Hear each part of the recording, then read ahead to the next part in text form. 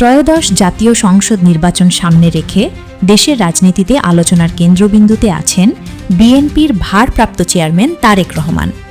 দীর্ঘ ১৭ বছর পর আগামী ২৫ ডিসেম্বর দেশে ফিরছেন তিনি। বিএনপির পক্ষ থেকে এমনই ঘোষণার পর রাজনৈতিক অঙ্গনে নতুন করে শুরু হয়েছে নানা হিসাব নিকাশ।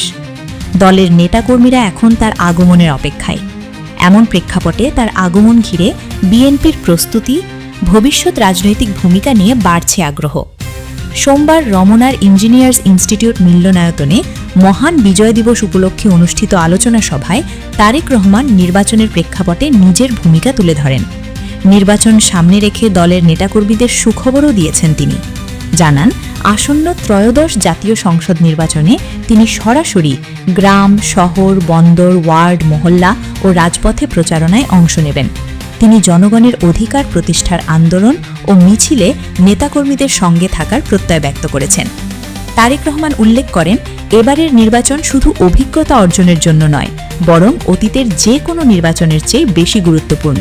কারণ এতে রয়েছে বর্তমান ও ভবিষ্যৎ প্রজন্মের স্বার্থ, আশা আকাঙ্ক্ষা এবং বাংলাদেশের সার্বভৌমত্ব সংরক্ষণের প্রশ্ন। তিনি আরও বলেন, নানা অজুহাত ও শর্ত আরোপ করে একটি স্বার্থবিরোধী মহল নির্বাচনকে বাধাগ্রস্ত করার অপচেষ্টা চালিয়ে যাচ্ছে।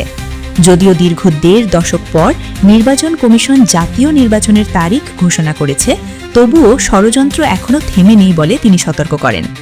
তারেক রহমান নেতাকর্মীদের উদ্দেশ্যে বলেন, জনগণের ভোটাধিকার ও গণতন্ত্র পুনরুদ্ধারের জন্য সবাইকে ঐক্যবদ্ধ ও সতর্ক থাকতে হবে। তারেক রহমানের এই ঘোষণা দলের নেতাকর্মীদের মধ্যে উৎসাহ ও উদ্দীপনা তৈরি করেছে।